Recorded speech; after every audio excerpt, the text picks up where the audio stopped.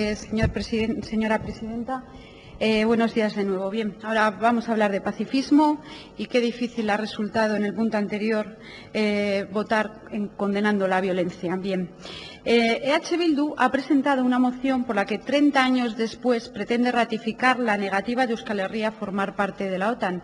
Realmente es sorprendente.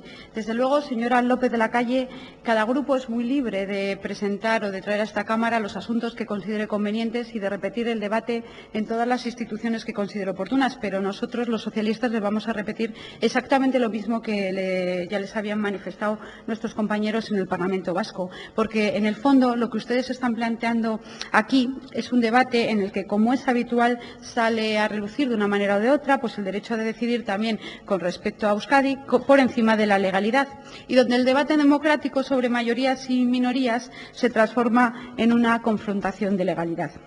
He de decirle que es un debate que, desde luego, ni está en la agenda de las instituciones y mucho menos en la sociedad vasca.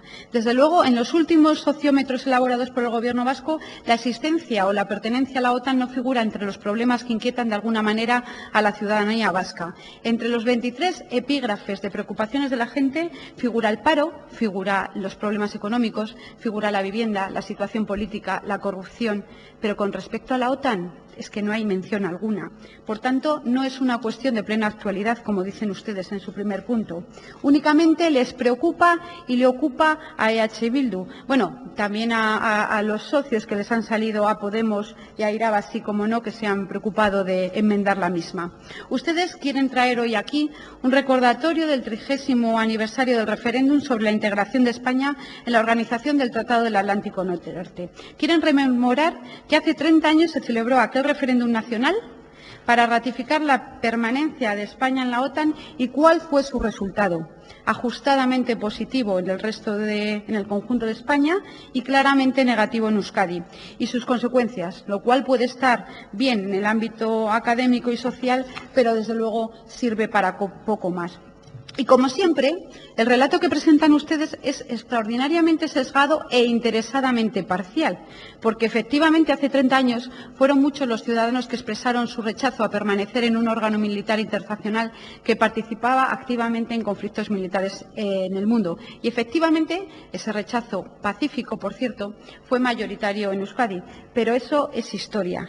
Y reconozco que fue un episodio que afectó muy directamente a mi partido, que creó fuertes controversias y divisiones, pero que también es historia. Y sin embargo, ustedes hoy aquí quieren reiterar la negativa dada por Euskal Herria a la OTAN y hablan de rechazar que Euskal Herria sea parte de la OTAN. Deliberadamente están obviando cuestiones fundamentales, como que el sujeto de derecho en ese referéndum fue la ciudadanía española, no la vasca exclusivamente, al contrario que en el referéndum sobre el Estatuto de Autonomía, que el 90% de los votos emitidos por los vascos fue a favor de ese Estatuto de Autonomía. Y obvian que estas Juntas Generales no tienen ninguna competencia para rechazar que Euskal Herria sea parte integrante o no de la OTAN. Lleven esta intervención al Congreso de los Diputados, que es donde correspondería su debate y donde, por cierto, tienen representación. Desde luego, obvian también su falta de legitimación para representar a Navarra y a la parte vasca de Francia, que no son Euskadi. Es que ustedes se apropian de territorios que no pertenecen a nuestra comunidad autónoma.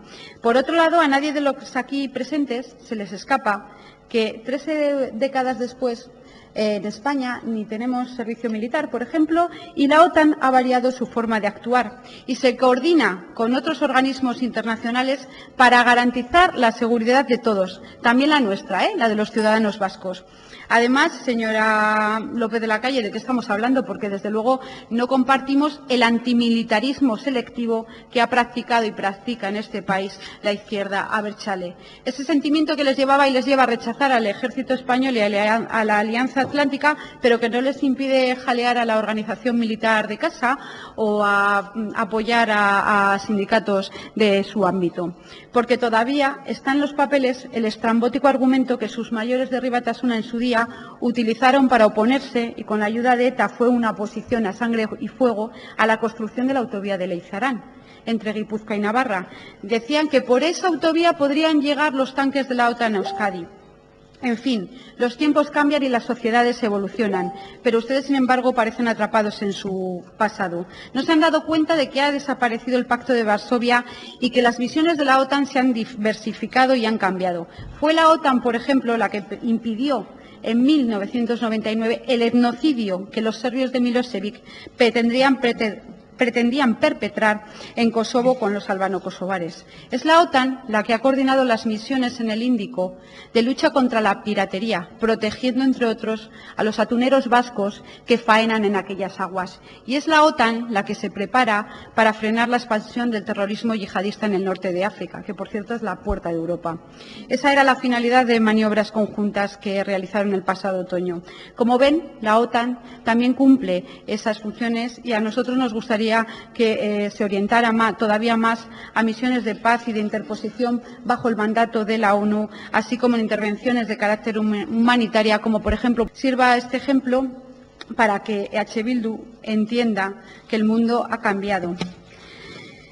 En fin, porque efectivamente fue un gobierno socialista el que en su día propuso mantenerse en la OTAN con las discrepancias que les he comentado anteriormente, pero también años después fue un gobierno socialista el que como primera decisión, nada más acceder al poder, retiró las tropas de Irak porque carecía de cobertura internacional.